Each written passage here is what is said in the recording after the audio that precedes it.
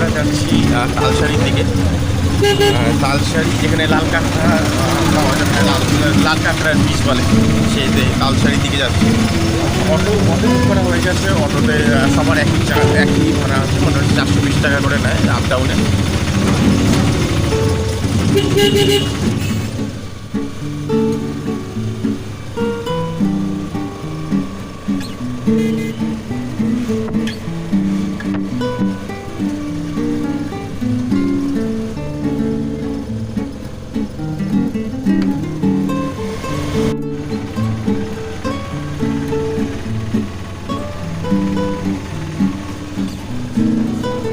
এটা কি উড়িষ্যার মধ্যে পড়ে নাকি? উড়িষ্যার না, তাই উড়িষ্যা ভাষায় লেখা আছে।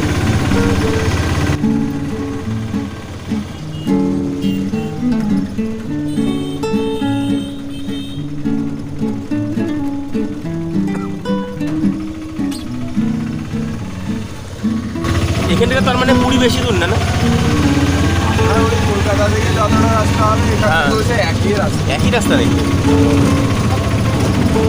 এখান থেকে হাইওয়েতে আমাদের উঠতে 1 ঘন্টা সময় লেগে।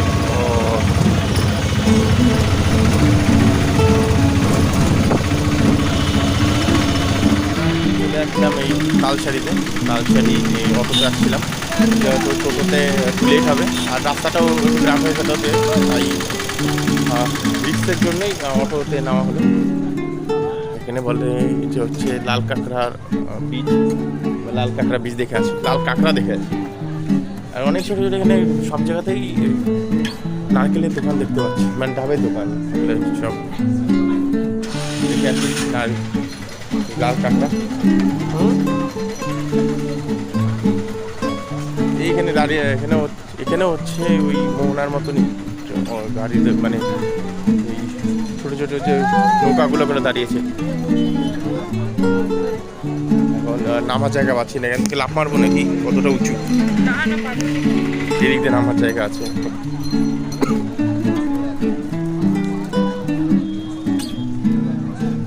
বীজগুলো, এই বীজটা একটু ফাঁকা, মানে দীঘা বিচের মতো নয় বীজগুলো, কিন্তু মোহনার মতো, মানে হচ্ছে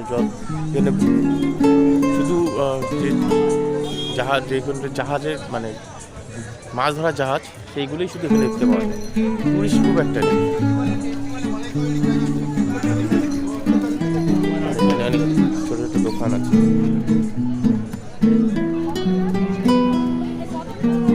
মাটির জিনিস, সাজানোর শোপিসগুলো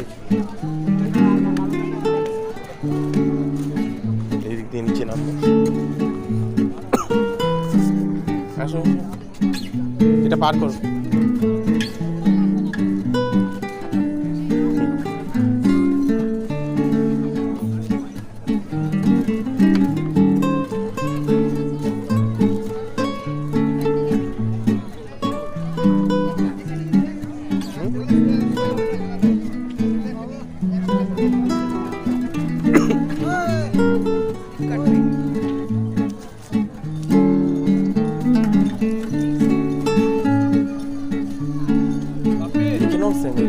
গাড়ি রাখা হয়েছে, হয়তো ভাড়া টাকা দেওয়ার জন্য।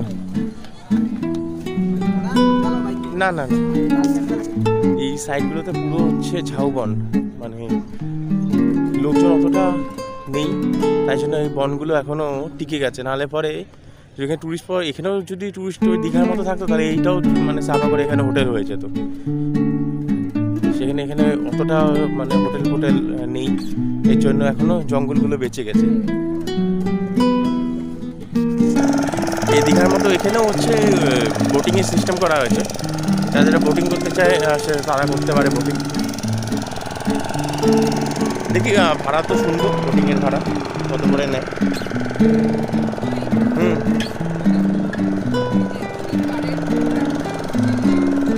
সূর্য মানে ডুবন্ত প্রায় সূর্য।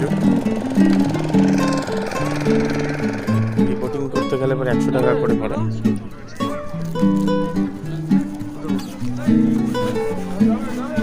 বোটিংয়ে 100 টাকা করে, হ্যাঁ, পার হেডে। আমরা এই বোটিংয়ে উঠবো। হ্যাঁ, দিয়েছি। বাবা, নদীতে পুরো তুলতে থাকে নৌকা। আসো আসো আসো। লাফ মারো। বাপরে,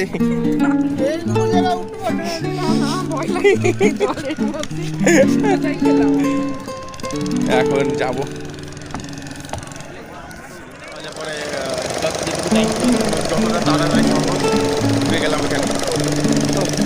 হাঁপিয়ে গেছি, 15 মিনিট হাতে টাইম দেয়, 15 থেকে 20 মিনিট। এটির টাইমটা বাড়াতে হবে। পুরো জায়গাটা কভারই করা যায় না, অনেক বড় ব্রিজ, অনেক বড়, কিন্তু কভার করা যায় না।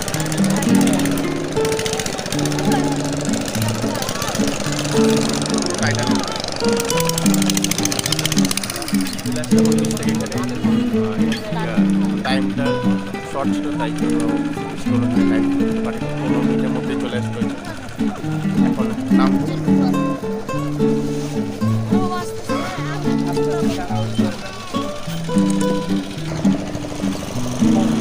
এই নৌকা থেকে নেমে গেলাম। গাড়ি নামা ওটা দেখতে চাপে। লাল কাঁকড়া তো দেখতে পেলাম না, এখন একটা দেখলাম একজন হাতে ছিল, বাস ওইটুকুই বিক্রি করছিলেন। লাল কাঁকড়া ধরে ধরে মানে বিক্রি করে দিচ্ছি, একটা নেই ওখানে, লাল কাঁকড়াই নেই। এত খুঁজলাম, আর দুটা ঝিনুক পেয়েছি, ওটা নিয়ে মানে খুশি হয়ে চলে এসেছি, ওটাতেই খুশি। পুরো বীজটা এখনো জমজমাট, এখনো জমজমাট। বড় বড় মাছের যে ট্রলারগুলো, ওগুলো লাগানো আছে পাশে।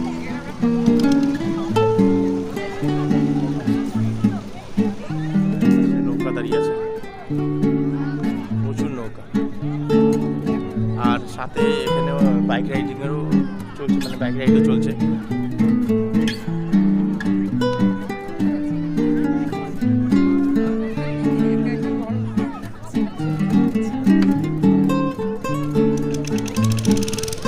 ওই পাশে একটা ওয়াচ টাওয়ার আছে, ওই যে ওয়াচ টাওয়ার। সবাই কাঁকড়া দেখছে, আমরা কাঁকড়াও দেখতে পাচ্ছি। সবাই দিকে ওইদিকে কাঁকড়া খুঁজে পাচ্ছি, আমরা কাঁকড়াই খুঁজে পাচ্ছি। যা কাঁকড়া ছিল সব প্লাস্টিক করে বিক্রি করে দিয়েছে মনে হয়। এখন কিছুটা টাইম এখানে স্পেন্ড করে চলে যাবো ওল্ড দীঘাতে। বাকি কথা আছে ওল্ড দীঘাতে কী হবে। ফার্স্ট যেহেতু সন্ধ্যা নেমে যাচ্ছে, বেশি ওয়েট করবো না এখানে। লালসারি ঘোরা শেষ, এখন আমরা ফিরবো ওল্ড দীঘার দিকে। নিউ দীঘা দেখা হলো, উদয়পুর দেখা হলো, তালসারি দেখা হলো, এখন ওল্ড দীঘা বাকি আছে। মোহনা, সকালে মোহনা দেখা হয়ে গেল। এখন শুধু বাকি করলো হচ্ছে ওল্ড দীঘা দেখা, সেখানে ওল্ড দীঘাতে যাবো। এখন গাড়িও ডাকাডাকি শুরু করে দিয়েছে, বেরোবো এখন এখান থেকে। কালকে আবার ট্রেন আছে সকালে, বেরিয়ে যাবো।